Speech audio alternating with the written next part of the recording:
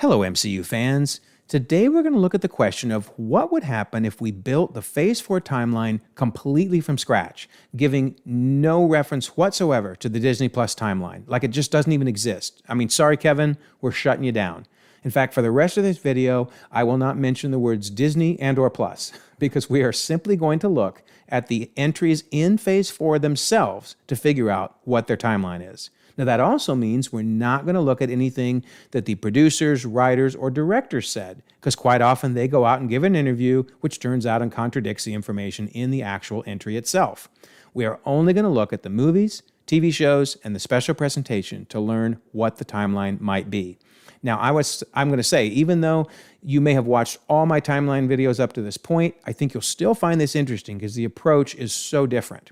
So, let's dive right in and see what we can find out if we build the Phase 4 timeline completely from scratch. Well, that means we start with nothing, right? So where do we start? Endgame is the best place to start because so much stuff triggers off the plot points created in Endgame. In fact, let's look at everything. We've got Thor. That directly hinges off of Endgame. We got Falcon and the Winter Soldier with Falcon taking over Captain America's shield. We've got Eternals directly leading from Endgame. We got Shang Chi, which mentions the blip, but more importantly, it has Bruce Banner in human form, no longer Smart Hulk, which picks up off of Endgame. We've got Ms. Marvel, which has the Avenger Con, and it has the memorial for all of the fallen Avengers. We've got Spider-Man Far From Home. His story picks up from Endgame. Wanda's tragic story picks up from Endgame. Loki's story picks up from Endgame. Hawkeye's story picks up from Endgame with the Ronin plotline. Black Widow, even though most of it happens before Endgame, the end credit scene picks up with a plot point from Endgame with Black Widow's death and how Yelena reacts to it. So, wow. Basically, that's 10 Phase 4 entries that directly tied to plot points raised in Endgame. I mean, if that doesn't make Endgame one of the most massively important movies ever, I don't know what does. And in fact, Guardians of the Galaxy Volume 3, and maybe the holiday special, that's going to pick up on the whole Gamora plot point. So, goodness gracious, just amazing how important that movie is. All right, let's continue, though, to build out what we know, the direct ties with the rest of the other entries in Phase 4. Okay, we know that No Way Home directly follows Far From Home. We know that Multiverse of Madness directly follows No Way Home, WandaVision, and Loki. We know that What If directly follows the events of Loki. We know that She-Hulk directly follows Eternals, because there's an Easter egg for Eternals in it, and it directly follows Shang Chi, because it picks up after the cage fight between Wong and Abomination. We know that Guardians of the Galaxy Holiday Special, whenever it comes out, is going to pick up after Thor, Love and Thunder. Now, Werewolf by Night, we don't really know much about that, and we're going to talk more about that later, but I'm just getting it on here so we don't forget it. Well, I'll throw out Black Panther Wakanda Forever because it is a Phase 4 entry, but of course it hasn't come out yet. And then we've got Moon Knight. Now, Moon Knight's interesting. It does not directly tie, or I should say flow from, any other entry in Phase 4. However, there is a tangential tie with Falcon and the Winter Soldier because there's a bus that has an advertisement for GRC on it. So that places it firmly after Endgame when the GRC was created to help everybody that came back from the blip. So we're going to start now moving into the dotted line connections. Anywhere there's a solid yellow line, obviously that's just flowing from one thing to the next, going down. The dotted line means they're tied together, but we don't know how. We don't know which comes first. We just know they're tied. So, for example, at this point, we know that Thor, Love and Thunder and She-Hulk are tied because She-Hulk mentions Lady Thor in it. One of the people in it mention Lady Thor, but we don't know which comes first. We know that Eternals and Falcon and the Winter Soldier are tied together because of a quote in Eternals, which I'm going to cover later, so I'm not going to go into it at this point. But trust me, it's going to be very interesting in placing Eternals in the timeline. We know that Shang-Chi and Ms. Marvel are tied together because of the 10 Rings connection with her bangles. We know that Wong ties a ton of stuff together. Wong appears in Shang-Chi, No Way Home, Multiverse of Madness, and She-Hulk. So he's all over the place. Damage Control creates a lot of ties. Damage Control shows up in Ms. Marvel, No Way Home, and She-Hulk. And then Rogers the Musical, of all things, ends up being really important to the timeline. We see posters for it, banners for it in No Way Home and She-Hulk, and of course we see the musical itself in Hawkeye. So, wow, That is a lot of connections. I know that some people have thrown out the idea that Phase 4 is just disconnected, bunch of random stories.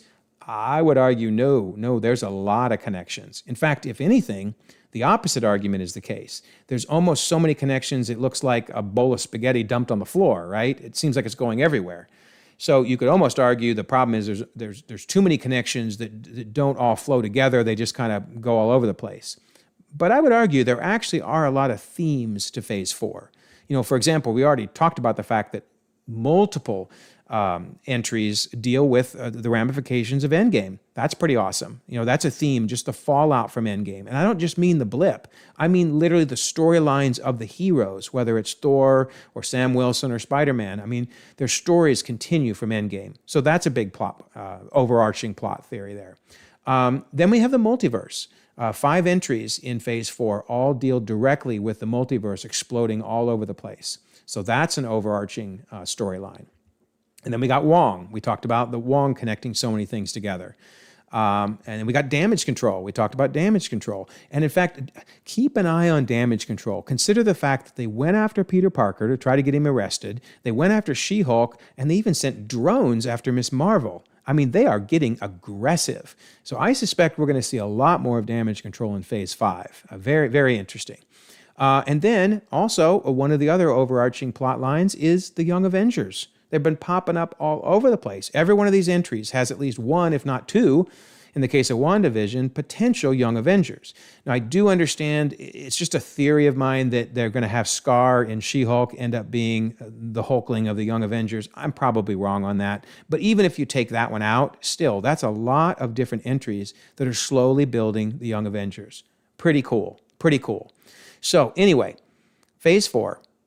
Phase 4 in all its glory, here it is. Now, let's try to work on the timeline. So first of all, I'm going to remove Guardians of the Galaxy and Wakanda Forever because the rule we laid out is I can only use the information from inside the entries themselves, and I can't do that because they're not out yet. So get rid of those. I'm also going to get rid of Black Widow to clear some space because even though the end credit scene does appear during the Endgame time frame, the rest of it is all prior to Endgame. So we get the idea. It feeds into Hawkeye. All right. So where do we go from here? Well, also, I'm sorry, I'm going to clear a little space out. I'm going to get rid of all of these connections from Endgame because they're just taking up so much space and we need some room to put in the months and years as we build our timeline out. So that frees up some more space. Okay, so where do we go from here? Well, we know that Endgame is in 2023 because it's 5 years after the blip, and that's in Infinity War, which happens in 2018. So we got that, right? We don't know when in 2023 yet, but we know it's in 2023. Spider-Man Far From Home, we know is his summer break after Endgame. So that's going to put it in the June to July timeframe of 2024. Okay, great. That's something else. Of course, it's worth mentioning that it features the Prague Festival of Lights, which actually happens in October each year. So this is going to be the first of several times where a cultural event is included in a movie or TV show with no connection whatsoever to when it actually occurs in the real world. I guess I don't have a huge issue with that. I mean, it's important that they show us these cultural events and we get to learn about them. And maybe they're just saying, you know what, the only way we can fit it in is just to ignore when it actually occurs in the real world. But I'm bringing it up because this is going to come up again later. So, all right, great. June to July of 2024. What else do we know about Endgame? Well, we know that Betty mentions everyone came back from the blip 8 months ago. She mentions this in June. So if she says it in June of 2024, that means Endgame is in October of 2023. That's important because once we know exactly when that is, we can start placing more things. For example, we know WandaVision is 2 or 3 weeks after Endgame, so we're going to put it in November of 2023. Now, Loki, it mostly happens outside of time, so what more can you say, right? And likewise, What If is happening in the multiverse, so not much more you can say there either. So I'm just going to get those out of the way. But Falcon and the Winter Soldier, we know that that's 6 months after Endgame because Sam mentions that time frame several times. So it starts in April and then goes for a couple months, so April through June of 2024. What else do we know? Well, we know that No Way Home immediately follows Far From Home. It starts in July and extends really all the way to December. Now, most of the movie is happening in early to mid-November, because there's a scene in a coffee shop where the owner of the coffee shop says, hey, someone take down these decorations. So meaning it's after Halloween.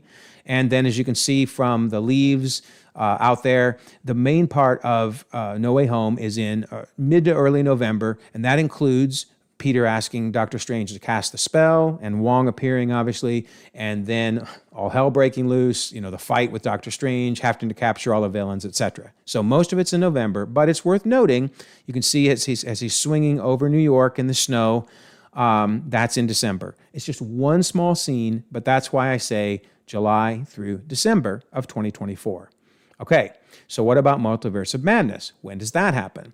Well, if we compare these scenes, on the left we have the scene from No Way Home, and then on the right we have Multiverse of Madness. You can see the trees pretty much look the same. Maybe a few more leaves have fallen off. So that means it's going to probably be mid to late November. So it's really interesting that No Way Home and Multiverse of Madness are happening almost back to back, like in time. So we can go with November of 2024. And again, there's only one little scene in No Way Home that's in December that technically happens after Multiverse of Madness, but it's just him swinging over New York. So not confusing at all. All right, so what can we look at next? Well, let's talk about Wong, because Wong's journey to Sorcerer Supreme is critically important to understanding Phase 4. So we learned from his LinkedIn in She-Hulk that he goes from being a Target sales associate, love that, to a librarian, and then jumps straight to Sorcerer Supreme. That is an impressive jump, librarian to Sorcerer Supreme. You got to give that to him. All right, I've talked before in previous videos about his costume chronology, but I'm taking it back even farther this time, all the way to Doctor Strange, because look at this, and it's fascinating. He wears the same outfit in Doctor Strange, Infinity War, Shang Chi, and No Way Home. I mean, I hope he cleaned it in between, but my point is, it's the same outfit. I think that's his librarian outfit. Then we see in Multiverse of Madness and She-Hulk, he's wearing what I'm now believing to be his Sorcerer Supreme outfit. I kind of called it his superhero outfit in the past, but really, that's his Sorcerer Supreme outfit, because he was not blipped, Doctor Strange was, so after Infinity War, the world needed a Sorcerer Supreme, and he got it on a technicality, as we learned in No Way Home. But just because he was appointed Sorcerer Supreme doesn't mean he earned it.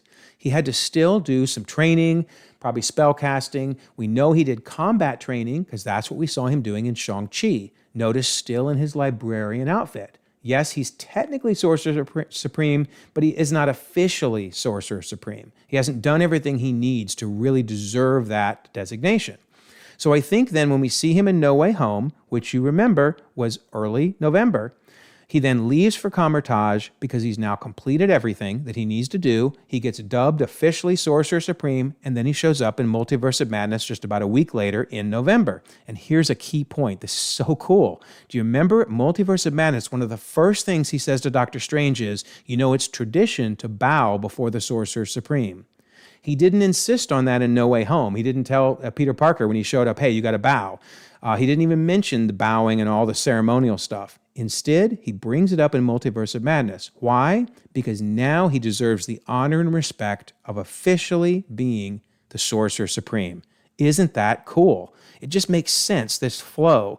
And that's why I think She-Hulk, and we'll talk more about this later, but that's why I think She-Hulk has to happen after Multiverse of Madness. The amount of time between No Way Home and Multiverse of Madness is just like a couple days, maybe a week. There's no way that his appearance in She-Hulk is between there. It's afterwards, after he has become Sorcerer Supreme. Wow. And then one other fun little thing, look at his picture there in Doctor Strange. Who does he remind you of? I'm going to go with, he looks like Ned's dad, Ned from Spider-Man. I mean, the resemblance is striking. And here's what's interesting too. Remember, Ned knew how to use the sling ring. I'm not meaning to start some rogue theory here, but is it possible Wong is Ned's dad? I don't know, or uncle, or somewhere there in the lineage? Wouldn't that be wild? Have no idea if they're going there, but you can't see that picture of Wong and Doctor Strange and not see Ned. It's impossible. Anyway, all right, so Wong's journey to Sorcerer Supreme is so important to Phase 4. So what does this tell us? Well, as I discussed, the Shang Chi appearance of Wong is prior to the appearance of Wong in No Way Home. He then appears in Multiverse of Madness, and we'll discuss She-Hulk in a minute. I do think it's a hard tie between Multiverse of Madness and She-Hulk, but let's save that for now. All right, so we've discussed Wong in depth. Love Wong. All right, what do we want to talk about next? Let's look at Hawkeye. Now, I think Hawkeye is in December of 2024 for several reasons. Obviously, it's Christmas, duh. But it could technically be December of 2023, but there's a few reasons that doesn't work. Number one, they would not have made Rogers the musical during the blip, I don't think. I mean, everybody was pretty depressed. It was only after the Avengers brought everybody back that it's like, oh my gosh, we love these people. So they probably fast-tracked the musical, but there's just no way they could have had it ready before Christmas time of 2024. So I think that makes it appear in December of 2024 for Hawkeye. But also the Statue of Liberty reference. That's the tie between No Way Home and Hawkeye, because they mention the Statue of Liberty. So not only does the musical banner appear in No Way Home and then in Hawkeye, but Yelena wants to come visit the Statue of Liberty. Now, it seems weird because, of course, it had been destroyed by the time of No Way Home, but she probably didn't know that. So anyway, I think that's a hard tie then between No Way Home down to Hawkeye. Okay, so what do we want to look at next? Let's tackle Ms. Marvel.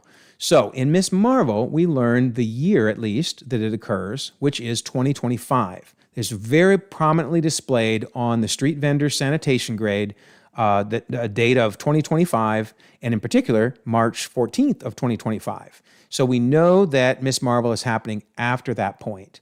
Now, what I do think is cool, too, is they really hang on this date. I mean, you don't have to like slow pause and zoom and view in 4K to read this date. I think they want us to see this date. They want us to know it's in 2025. I bring that up because we're going to see some other times where a date is very prominent, and I just think there's a reason for that. I'm not saying that the dates that are, really small and you have to look at really closely aren't relevant, but sometimes those can just be mistakes that they didn't even realize you could see. But when they show a date this clearly, I think it's for a reason. They want us to see it. All right, so we know it's in 2025. So when in Kamala's junior year does it occur? Is it the beginning of her junior year, the middle, or the end? Well, look at all these hints that we've seen there in the first couple episodes. We know she's in her junior year, but she hasn't done college admissions. She hasn't done the SAT. She's got friends that are transferring in, which you would only do near the beginning of a year. There's posters for Homecoming Queen, Student President, Fight the Flu. The very fact she's going to a guidance session means it's got to be sometime, during her school year, not near the very end. And then we do see leaves on the ground in several scenes. In particular, when she escapes the house to go to Avengers Con, she falls in the pile of leaves. So you take all of this together, and you would think it has to be during the beginning of her junior year, so like a September timeframe, because she would have done some of these other things, and they wouldn't have had these posters if it was later in her school year. Okay, easy, right? Well, not so much, because they do reference the Eid celebrations. And I say celebrations because there's two, and they reference that this is the second one. And so if we would look at 2025, the second Eid is celebrated June 6th through 7th. That would put it at the tail end of her junior year, and that just doesn't make any sense. Again, if you look over these things, none of these make sense at the end of her school year. And it's not like it's one or two things. The entire list does not make sense if it's the end of her junior year. So I think we're left with the fact that for the second time, there is a culturally significant event, the Eid celebrations, with no attempt whatsoever to put the actual episode around when it really occurs. Okay. Again, I learned a lot about the Muslim faith and the Muslim celebrations. I'm so glad they included it. It's just so weird that they keep ignoring when it actually happens in the real world. But I think we can firmly establish that Ms. Marvel is in September of 2025. So that means that we can move it down because we got it way up in 2024. So we're going to see a big shift coming up here. Whoop, there we go. So now it's down a lot later.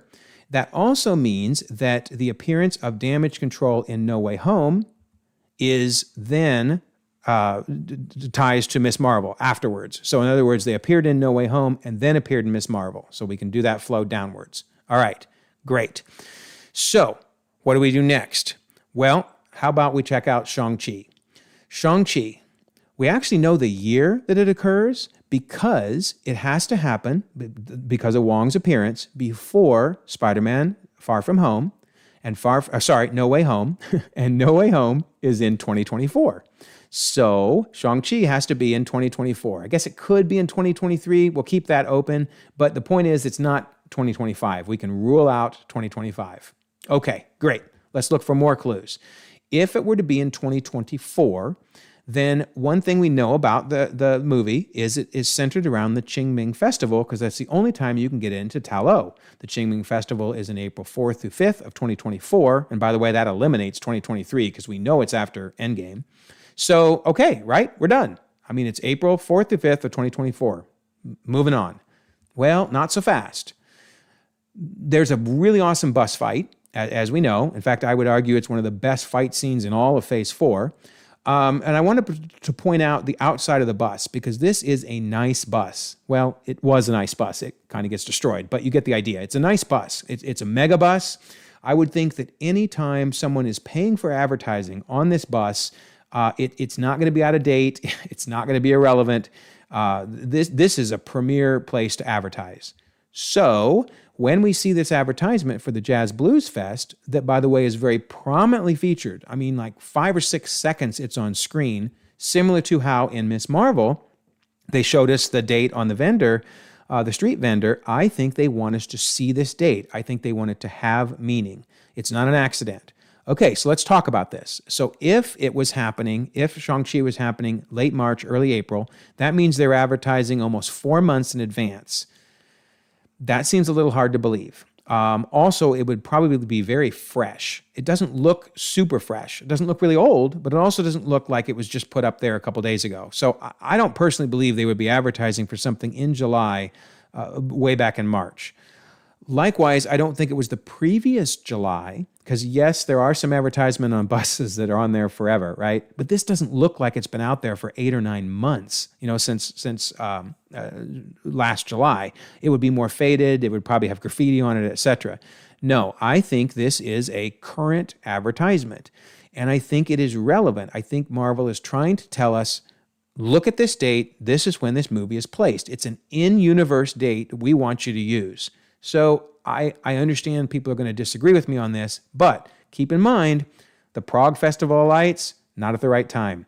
Eid celebrations, not at the right time. So there's just no reason we should assume the Qingming Festival is at the right time. Instead, I think that bus date is meant for us to see it, and therefore I'm going to place it in July of 2024. Again, not everyone's going to agree with that. I understand, but at least you know my reasoning. So I'm going to move it down a little bit so it's closer in time frame to No Way Home. And then now we know that the connection between Shang-Chi and Ms. Marvel with the 10 rings, we know that he found the 10 rings first, and then she found the bangle after that. So that's that connection. All right, so what will we look at after Shang-Chi? Let's dive into She-Hulk. Now, She-Hulk has an Eternals reference, as we mentioned. Why is there a giant statue of a man sticking out of the ocean on an internet website? There, an article about that. And of course, they're referring to Tiamat. So we know that She-Hulk is after Eternals. All right, what else do we know? Well, we learn a key date occurring in mid-August as they're looking over this board that they're trying to figure out what is the master plan of intelligentsia. We see a date of August 16th. Yet again, I think they want us to see and acknowledge this date because the camera hangs on it. You don't have to zoom on it. It's similar to what we saw in Shang-Chi. It's similar to what we saw in Ms. Marvel. So 8/16 is an important date. So that means the ending episode would be around the mid-August timeframe. Okay, so we've kind of got it placed. We don't know what year yet, but we know at least it ends around an August timeframe. Okay. Now, looking back again at Wong's outfit chronology, remember, I'm saying, to me, the She-Hulk appearance of Wong has to be after Multiverse of Madness because it's after he became Sorcerer Supreme officially, and there's no way that it could fit in between No Way Home and Multiverse of Madness. There's just too much going on. So I think that's one indication that it's in 2025, She-Hulk. But there's many more. I think the memory spell tells us that it happens after No Way Home. Wong says in that, I'm not erasing everyone's memories again. It's very messy, believe me. Now, I know there's a slight issue there that he says, I'm not erasing everyone's memories. He didn't do it. Doctor Strange did it. However, I think the most logical reason is Now that Wong is Sorcerer Supreme, a good leader doesn't throw people under the bus that work for him, that are under him. And yes, Doctor Strange cast it, but Wong did basically allow it. He said, just keep me out of it, but he allowed it to happen. So he's being a good leader and not going, oh yeah, Doctor Strange screwed up. He's just saying, I'm not going to do that. Okay, that might explain it. Another explanation is he might have cast the spell himself. But I do think it has to happen after No Way Home, because if you remember, in No Way Home, Wong didn't even remember the spell had been cast. If Doctor Strange hadn't brought it up, if it hadn't been cast in No Way Home, it wouldn't even been on Wong's mind to mention it in She-Hulk. The only reason he mentioned it was fresh on his mind of what a disaster it was. And then again, remember he said, keep me out of it when he left. So I really think that means the She-Hulk appearance is after No Way Home. Now, there is an interesting point because in this same appearance, Wong brings up the Book of Ashanti. And we know that the Book of Ashanti was destroyed in Multiverse of Madness. However, if you go back and look at the quote, what happens is Jen says, we're going to do this by the book. And he says, oh, the Book of Ashanti? And she says, no, the Book of Law. So he didn't actually say we could even use the Book of Ashanti. He just brought it up because that's the first book that came to mind when she said book. I'm going to bet if she had said, what's the Book of Ashanti? He'd have been like, well, it doesn't matter anyway because it's destroyed. So I guess my point is, there's no problem with him bringing it up. There would have been a problem if he would have brought it up and said, yes, let's use it. But he didn't say that. He just brought it up. So anyway, I don't think that's a conflict. So let's also talk about the fact that Dakota from Geek Critique brought up a really, really interesting point. Wong would have rescued Blonsky after the attack on Multiverse of Madness, or otherwise, if it was before, Blonsky would have been at Kamar-Taj when Scarlet Witch came. And then we would have expected to see him down there fighting, and maybe he would have even been killed. So it's yet another indication that it just all makes sense for She-Hulk and for Blonsky's invitation to get asylum at Kamar-Taj happens after Multiverse of Madness. And then of all things, I think Rogers' musical might be a definitive point in the timeline. So we see the big musical Save the City performance there in Hawkeye. We see bulletin boards up in Hawkeye. We see them in No Way Home.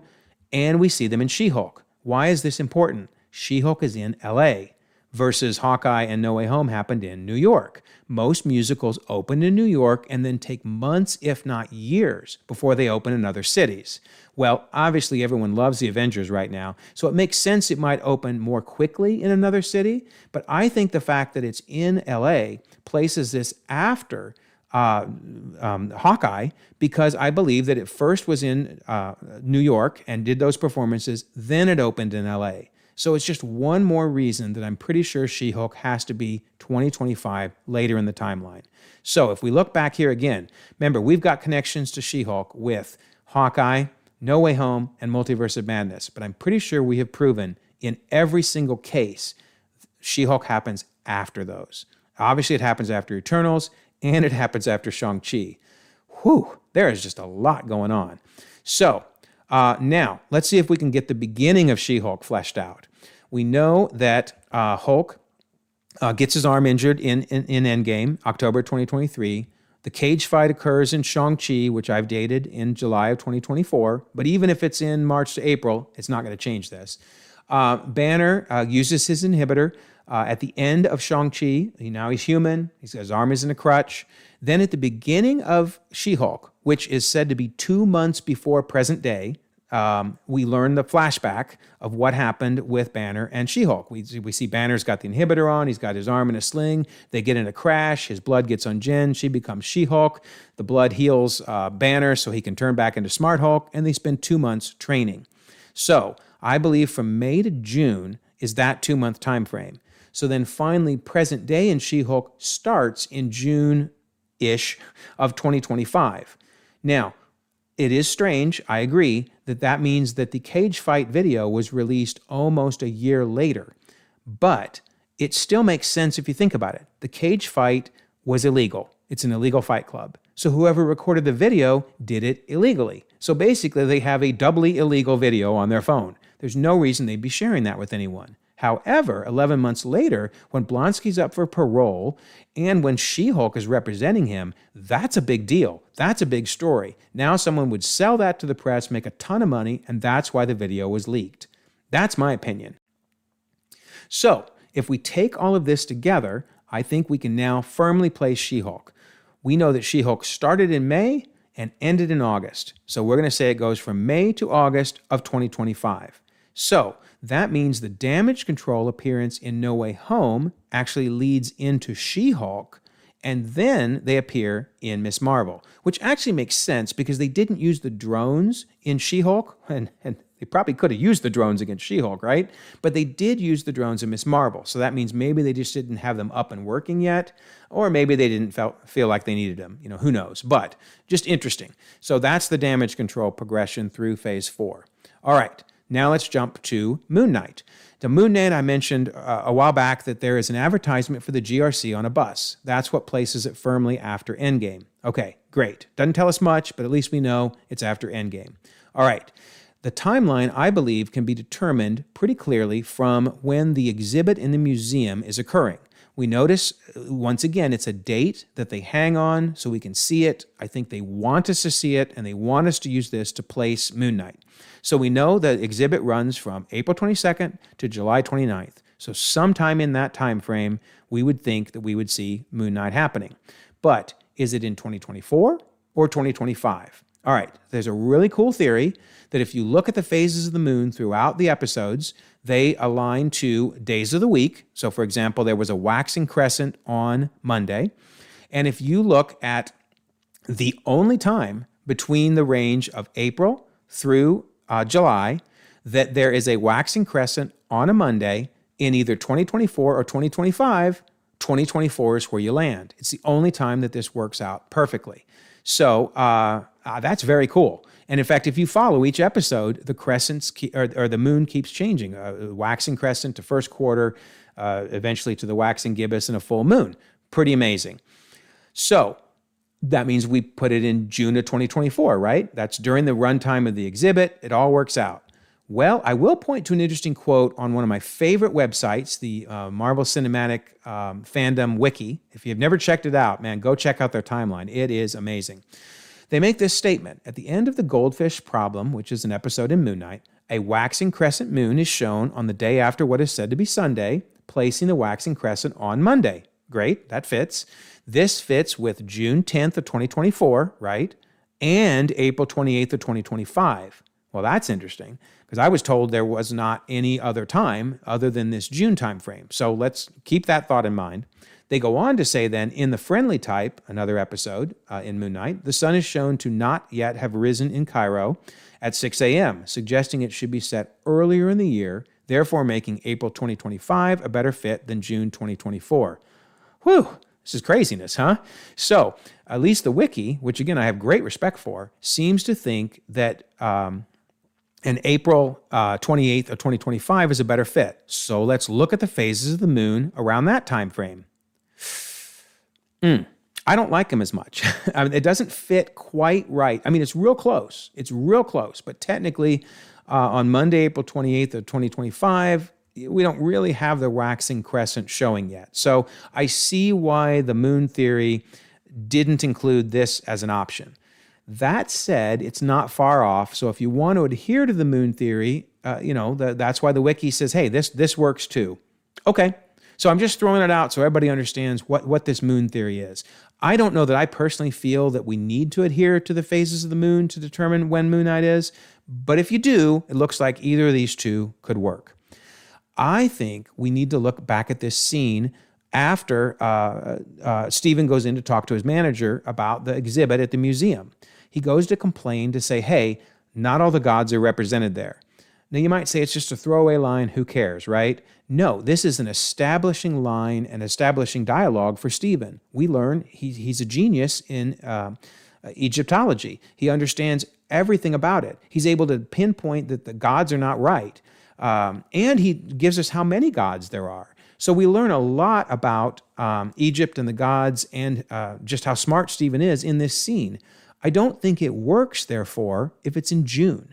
I mean, why on earth would you come in a month and a half after the exhibit is up and complain about the fact that it's wrong?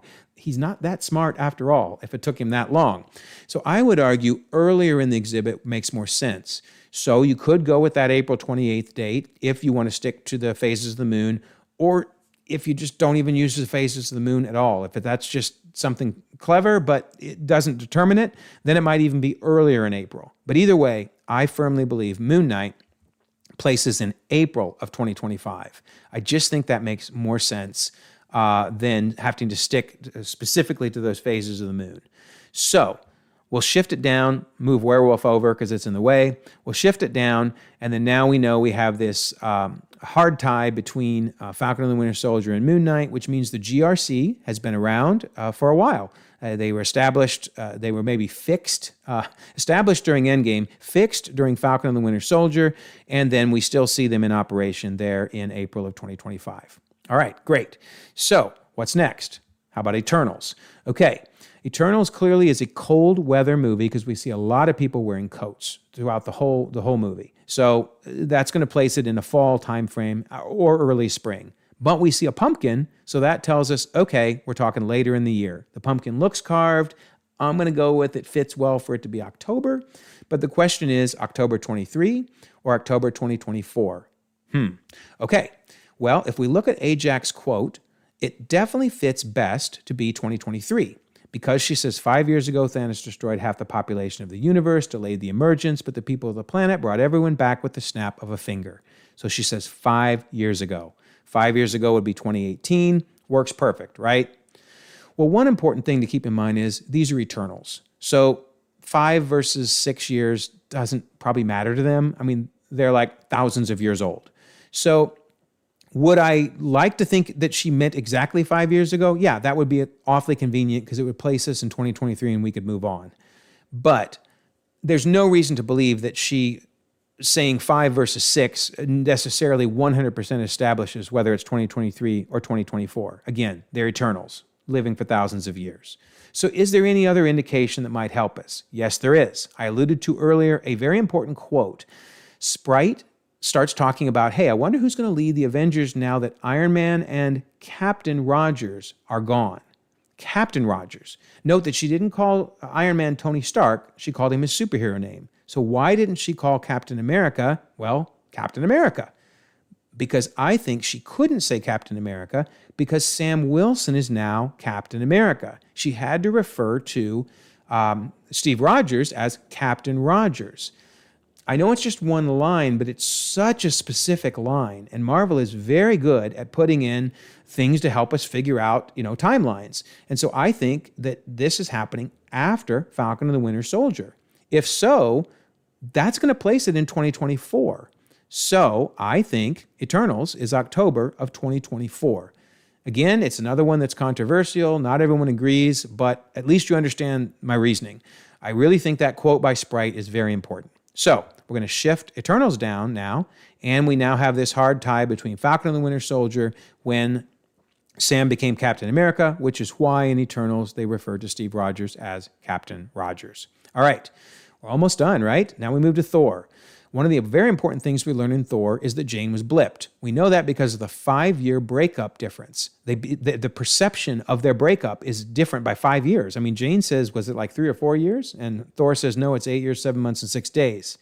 There's 5-year gap in there, and that's because Jane was blipped and just has no memory of those 5 years, right? So let's see what we can do with this 8-year, 7-month, and 6-day breakup. All right. First of all, we know the breakup couldn't have occurred any earlier than Age of Ultron, May of 2015, and any later than Thor Ragnarok, which is November of 2017, because we know they were dating after Age of Ultron and not dating by the time of Thor Ragnarok. Okay, that's a start. So if we go forward to present day, 8 months and 8 years, 7 months later, I'm going to nix the 6 days, then that's going to place us somewhere between December 23rd and June 26th. That's the point when they're talking about the breakup, when they have that line about the 8 years, 7 months, 6 days. Okay, well, that's great. We got somewhere, but we need to narrow this down some. All right, there is a very, very important date. Once again, Marvel shows us these dates for a reason. They want us to use them. So April 30th is when she gets a blood test. She also mentions a 6 months ago line. It's a little unclear whether this 4:30 date was 6 months ago, or whether she first discovered she had cancer 6 months ago. So there's some wiggle room around this 4:30 date. But the 4:30 date is very important because if she discovered she had cancer on April 30th, and we know she was blipped, then there's no way that present day, when Thor and Jane are talking, could be any earlier than May of 2024. Because she got the blood test in April 30th, and then she came to New Asgard, assuming that she was only Jane for a really short period of time. It could have been as early as May of 2024. Okay, great. We're narrowing the window. Now we can narrow the breakup window and move it all the way to October 15th of 2015. All right, we're getting somewhere. Let's see if we can get closer. Okay, we know that Lady Thor is mentioned in She-Hulk. We know that She-Hulk, and that time frame was in August of 2025 when they mentioned Lady Thor. Well, you can't mention Lady Thor if Lady Thor hasn't even become Lady Thor yet. So there's no way June of 2026. It can't be that late. It's got to be probably no later than September of 2025. Because keep in mind, you could have Thor and She-Hulk running parallel to each other. And if so, then that would mean that Jane is the mighty Thor, around May to, let's say, August timeframe, which would overlap very well with She-Hulk. Okay, great. So we backed it up to September of 2025, which means the breakup had to occur no later than February of 2017. All right, but let's see if we can get this any closer. Okay, we have Civil War, which between May and June of 2016, we know Thor was off-world. Absolutely was off-world. Now, is it possible the breakup therefore has to happen before Civil War? Because if he had returned to Earth after Civil War, does that mean that they did know how to get a hold of him while he was off-world? Interesting question. Okay, first of all, if we look at during the breakup scene, and it's a little hard to see, but if you look out the window, do you see the multiple colors there? When you're actually watching the movie, you can clearly tell. That's Heimdall and Thor using Heimdall to transport somewhere else. Now, it could have been somewhere else on Earth. That's possible. But it's more than likely he was transporting back into the galaxy to go search out the stones, search out Surtur, search out his visions. Remember, he left Age of Ultron on a mission. So I believe that he was multiple times leaving Earth. But does that mean Jane knew how to get a hold of him? Could she have reached him if the Avengers wanted to get a hold of Thor?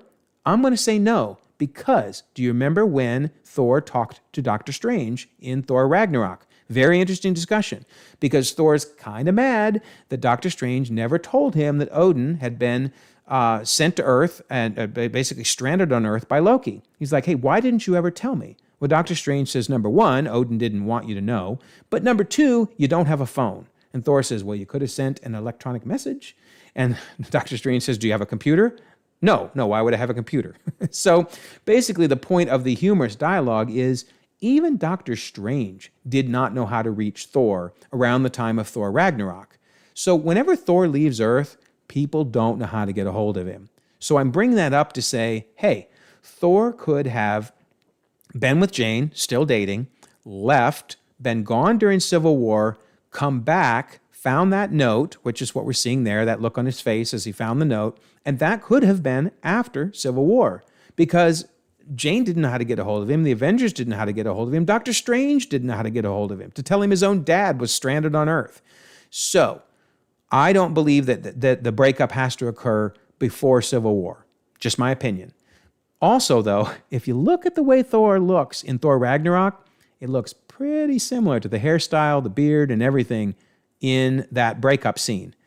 I'm just saying, Marvel does stuff intentionally, and that really looks similar to me, but just my opinion. But more importantly is, remember in Thor Ragnarok, the girls go up to get a selfie with him, and then they say, oh, hey, sorry about the breakup, bummer. Well, if the breakup happened as early as October 15th, October of 2015, that would have been 2 years before Thor Ragnarok when the girls are talking to him. Why would they bring up a breakup from 2 years ago? That's not even relevant anymore. However, if the breakup was more recent, say February of 2017, then now just a few months later, 6 months later, it's still news. So when they see Thor, oh, hey, sorry about the breakup. So again, everything just seems to indicate it makes sense for the breakup to be later rather than earlier. So I think the breakup occurred after Civil War and therefore closer to Thor Ragnarok. But let's keep looking for things to consider. Okay, we know in Spider-Man No Way Home there was an Easter egg about there being political turmoil in New Asgard. And this ticker showed us that in July timeframe of 2024 because it was the beginning of No Way Home. Well, I would think that Thor Love and Thunder happens after this because the political turmoil is probably them trying to figure out, Valkyrie just got thrown in as the ruler and she really didn't seem thoroughly excited about being the ruler. It probably took some time to get things taken care of. There may have been turmoil for a while. So I think it makes sense for Thor Love and Thunder to happen after this. And granted, this is just a quick little Easter egg, but it's just interesting. More importantly, though, I think it would take a while for tourism to blossom in New Asgard. On the left here, you see New Asgard around the time frame of Endgame. Looks pretty bleak, right? Then in the time of Love and Thunder, 3 cruise ships. 3. I mean, you don't just get tourism to pop up like this overnight. It takes a while for people to get excited and to come and want to visit. So I think, again, this makes Thor Love and Thunder happening later in the time frame better, farther away from Endgame. All right, Thor needed time to get his god bod back again. Granted, he may have a really good metabolism, but still, that's going to take some time. And then I think this is really important. Darcy appears in WandaVision, and she appears in Thor Love and Thunder. Now, in WandaVision, that was right after Endgame, as we know, and she was tied up there in Westview for a while. And in fact, even when the Westview incident ended, she probably had to go to court to discuss Haywood and all the stuff that he did. She was probably tied up with the Westview stuff for a while.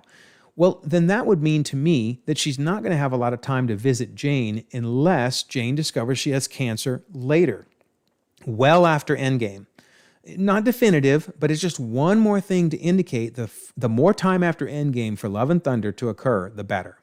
All right, so then it raises the question of how long has Jane been the mighty Thor anyway?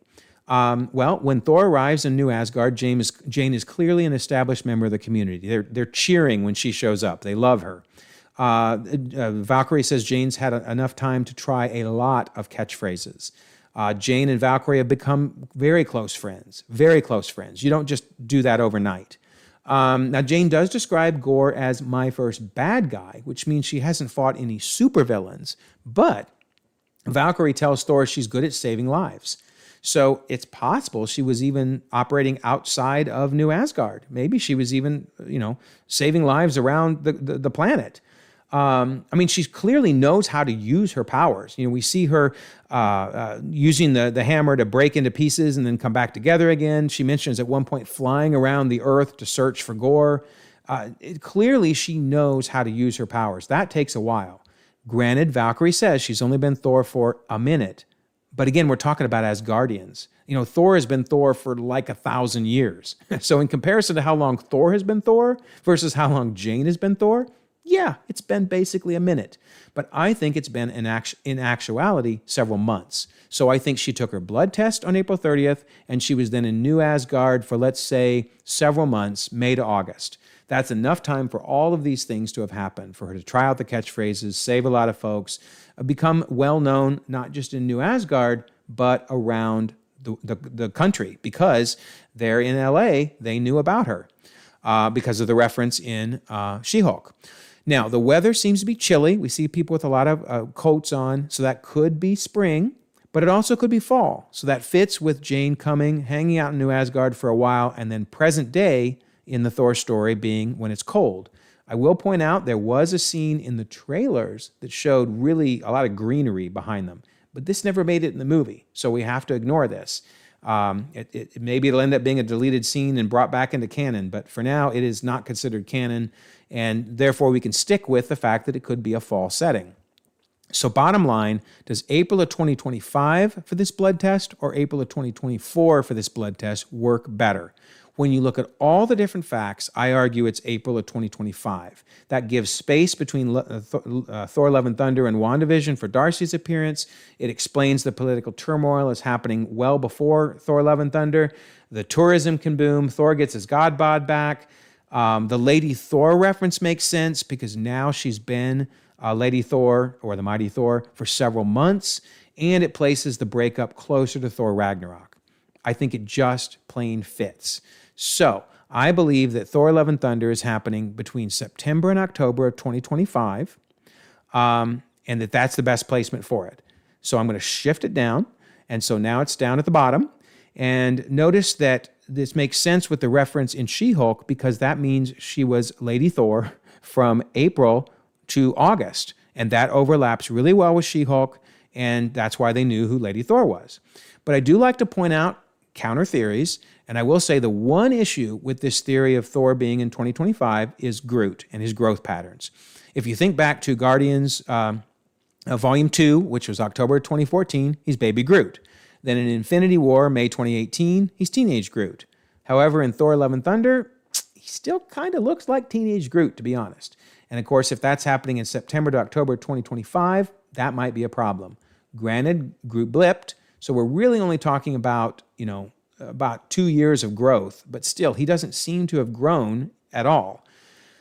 But consider that we have no idea how his growth patterns work. I mean, he's able to will himself to get bigger. We saw that at the end of Guardians 1 when he made that protective barrier for all the Guardians, and he can stretch his arms all the time. So if he can do that, maybe he can will his own growth. Who knows? We'll have to see whether this placement in October of 2025 timeframe is an issue down the road.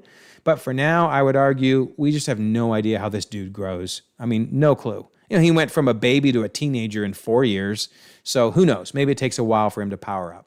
All right. Anyway, so September to October 2025. Finally, let's move on to Werewolf by Night. Unfortunately, all we know is it has to be after 2012 because they mention the OG Avengers and the modern era.